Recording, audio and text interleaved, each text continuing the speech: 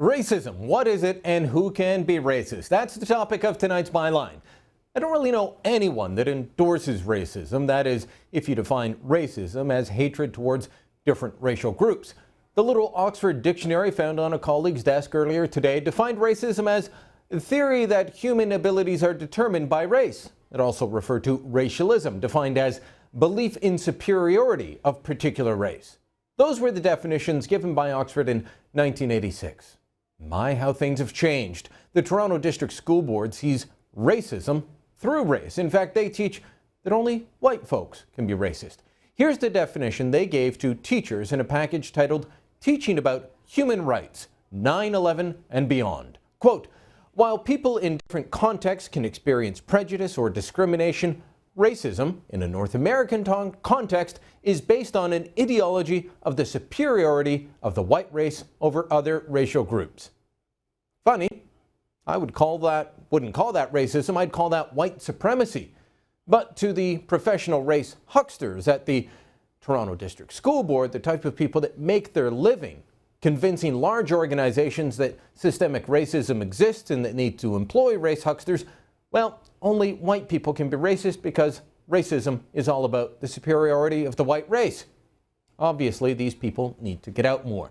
Now, in much of the country, there is not a ton of racial diversity. In Toronto, there is no such excuse. This is a city that brags about visible minorities becoming the majority in a few short years. I grew up down the highway from Toronto in the gritty industrial city of Hamilton. We had people from around the world working in the factories, the hospitals, the schools, and elsewhere. Guess what? For the most part, we all got along. We learned to get through life without the help of professional race facilitators. Was everything perfect? No. But neither did we have people coming in and saying only white people could be racist. Have you ever asked people from the Bahamas about Jamaicans, or someone from China about Koreans? Ask the Cree about the Blackfoot Nation or the Dene about the Inuit and see what kind of reaction you get.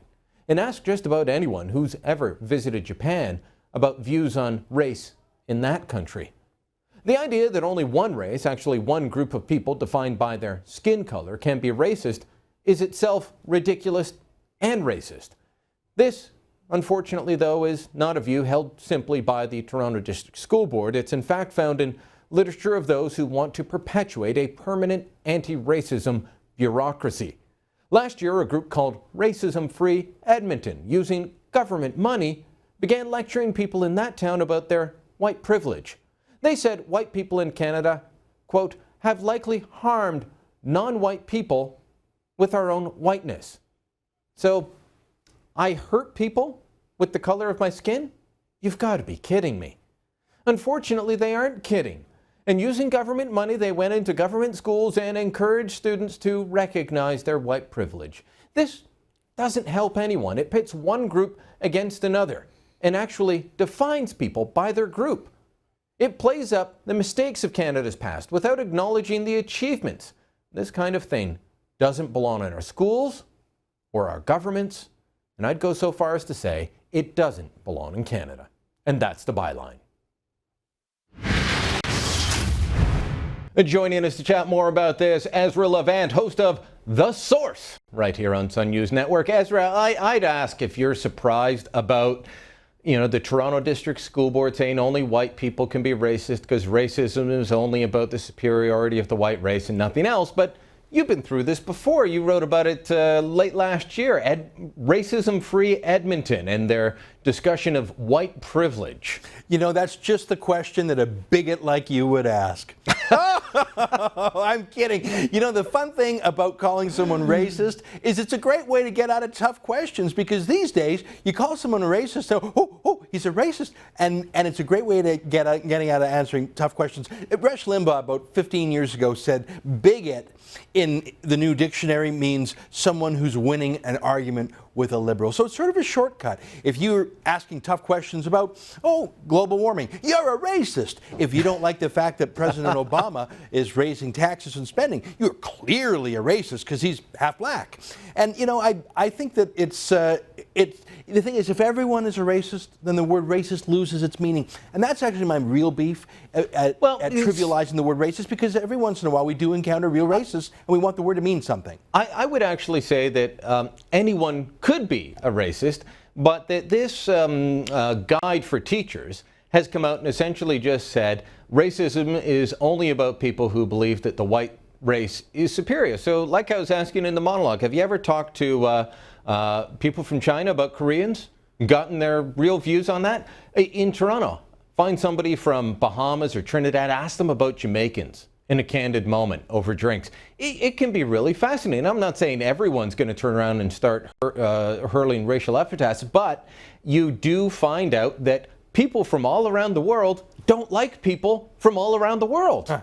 You know what? One of the great things about Canada, I truly believe this, is that most of us see past race and beyond race. And even though there will always be pockets of racism, I mean, look, that's part of the human condition, is to be against things that we're not. I mean, the old saying, birds of a feather flock together, I think it applies to people too. There will always be pockets of racism and sexism and other isms.